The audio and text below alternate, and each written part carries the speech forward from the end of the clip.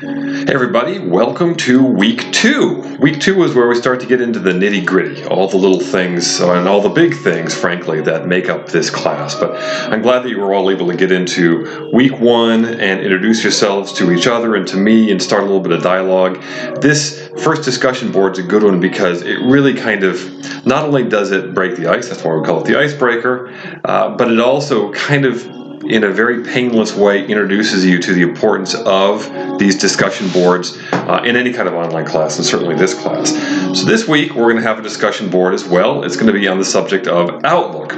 But we'll also have a couple of other things we're going to be doing this week.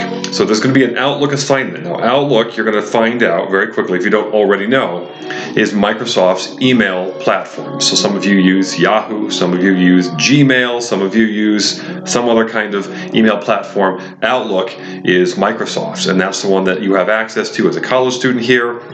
It's a very, very common one that you're going to find in businesses and organizations all over the place.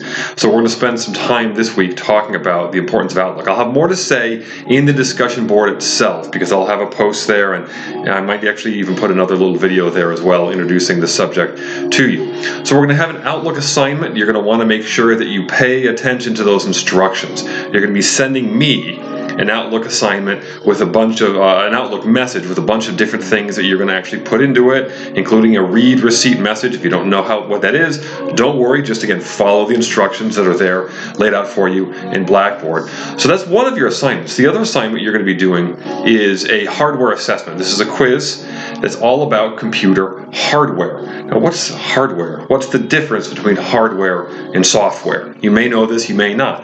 Well, hardware actually is pretty easy. Hardware is all the stuff, for lack of a better term, or to make it easy, everything you can touch in a computer. So the computer I'm working on right now, the monitor, the camera that I just obscured with my finger, my mouse. I look at my smartphone right here. I've got some, headphones that I use as well. This is all hardware.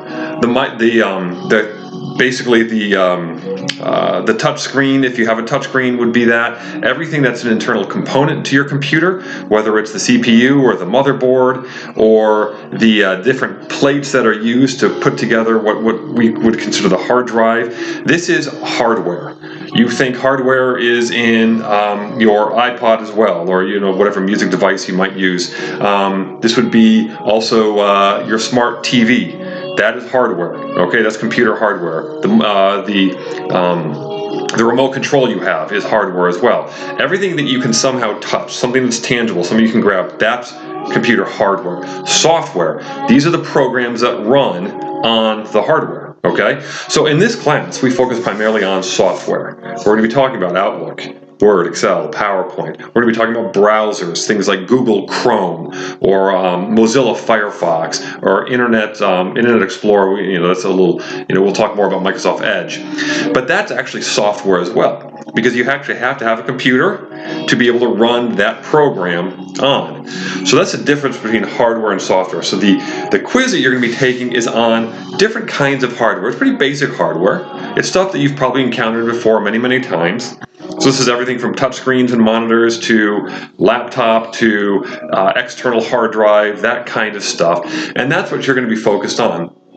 So just remember though, if you don't know this, the distinction is hardware stuff you can basically touch and software stuff that runs on that hardware.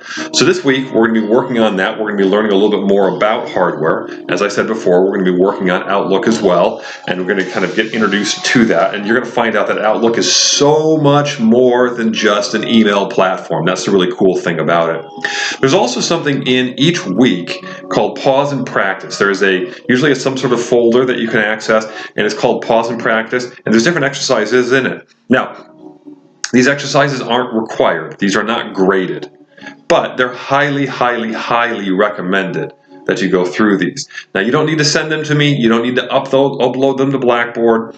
Each one is going to have a solution file within that folder. And what you're going to do is you work through that different, whatever assignment it might be, and then compare your results to that solution folder or file. And if you have questions, you can obviously ask me. If you say, hey, did I really do this right? you mind taking a look at it, send it to me and I'd be happy to take a look.